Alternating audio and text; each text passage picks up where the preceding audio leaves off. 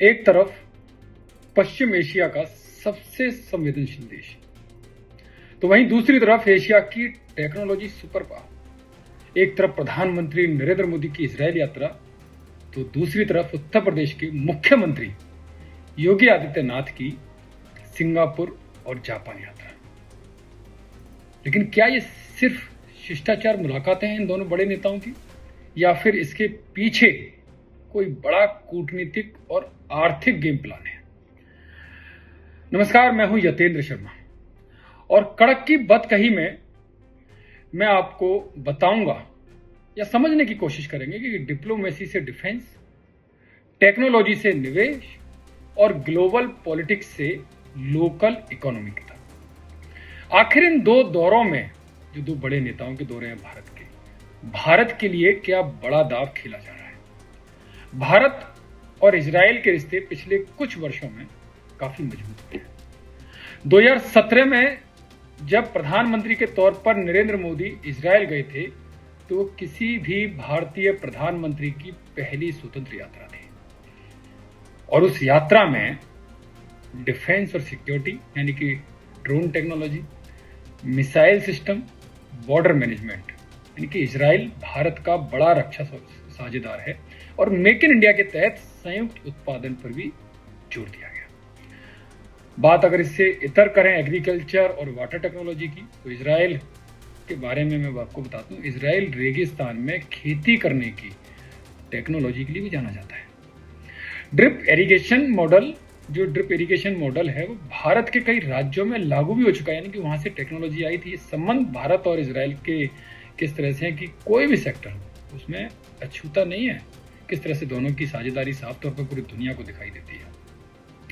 Startup और innovation की बात करें तो तेल अवीव को स्टार्टअप नेशन कहा जाता है।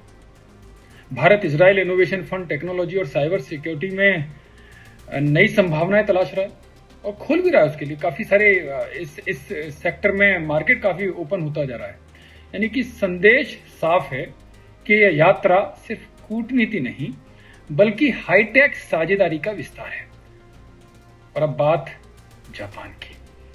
उत्तर प्रदेश के मुख्यमंत्री योगी आदित्यनाथ का जापान और जो सिंगापुर दौरा वो सीधे तौर पर निवेश और टेक्नोलॉजी पर केंद्रित है और उसकी झलक भी आपको दिखाई दी कि पहले दिन ही 20,000 करोड़ का भारी भरकम निवेश करने के लिए जो एमओयू साइन हुए पहले दिन ही हुए।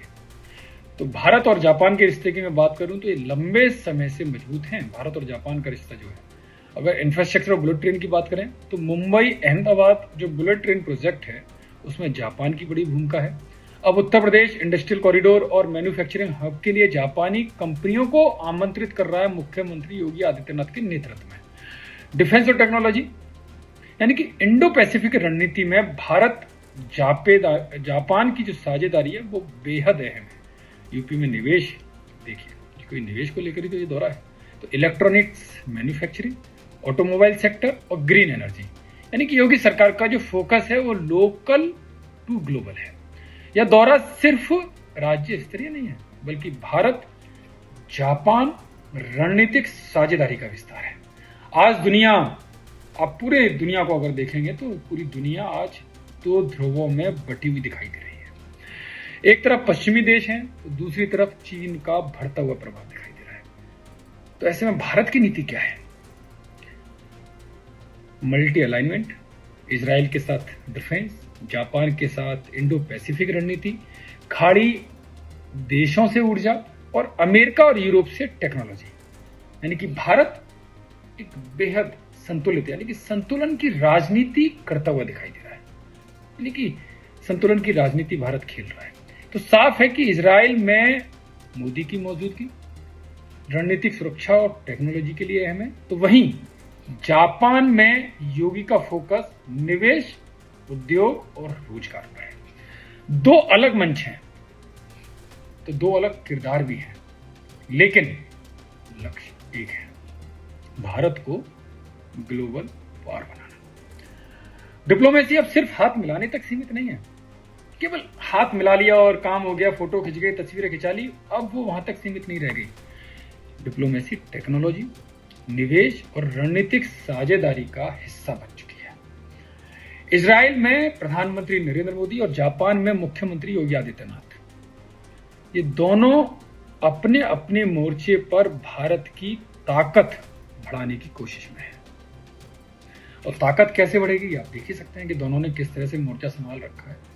और मुझे जो जानकारी है, अगर मैं कहीं गलत नहीं हूं, मैं कहीं कोई भूल नहीं कर रहा, तो ये दोनों का दौरा, प्रधानमंत्री मोदी तो लगातार विदेश दौरों पर जाते रहते हैं कि किस तरह से भारत के हितों की वो रक्षा करते हुए नजर आते हैं। और भारत में जो आज पूरे विश्व में जो भारत की धाक जमती हुई दिखाई दे रही है, वो विदेश दौरों की बदौलत ही मानी जाती है। मैंने कहा कि शायद मैं अगर गलती नहीं कर रहा हूँ, भूल नहीं कर रहा हूँ, तो योगी आदित्यनाथ, हालांकि इससे पहले वाले दौरे में भी वो एक विदेश दौरे पर गए थे, लेकिन ये विदेश दौरा काफी अहम माना जा रहा है। और दोनों नेता, ये शायद पहली बार है, जो मैंने कहा ना मैं भूल तो नहीं कर रहा, तो ये पहली बार है कि दोनों विदेश नेता एक ही समय में विदेशी दौरे पर हैं और दोनों अलग अलग मंच पर, यानी कि अलग अलग देशों पर दिखाई दे रहे हैं। और इसी वजह से तो मैंने कहा कि दो अलग मंच, दोनों अलग अलग मंचों पर दिखाई दे रहे हैं, भारत का प्रतिनिधित्व करते हुए दिखाई दे रहे हैं, लेकिन ये दोनों अलग किरदार हैं। लेकिन दोनों अलग किरदार होने के बावजूद भी लक्ष्य एक है, और वो लक्ष्य क्या है? भारत को ग्लोबल पावर बनाना। और ग्लोबल पावर कैसे बनेगा? क्योंकि इजराइल के साथ डिफेंस, जापान के साथ इंडो पैसिफिक रणनीति, यानी कि साफ है, खाड़ी देशों से ऊर्जा, अमेरिका और यूरोप से टेक्नोलॉजी, ये बेहद जरूरी है। क्योंकि जब ये सब आएगा इस देश में, तभी तो जो 2047 का जो टारगेट है, जो लक्ष्य है विकसित भारत बनाने का, तो तभी तो पूरा होगा। और दोनों ही नेता इसमें दमखम के साथ, पूरे जोर शोर के साथ जुट गए। और ये यही कारण था कि मैंने कहा पहले दिन ही 20,000 करोड़ के एमओयू पर साइन कराए गए।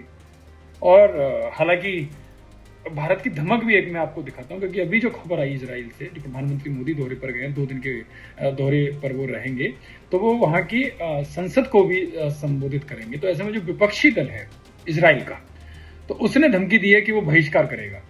लेकिन वहां की सरकार ने, वहां के स्पीकर ने भी साफ कह दिया, अगर वो विपक्ष बहिष्कार करेगा तो वो पूर्व सांसदों को बैठाने का काम करेंगे संसद के अंदर।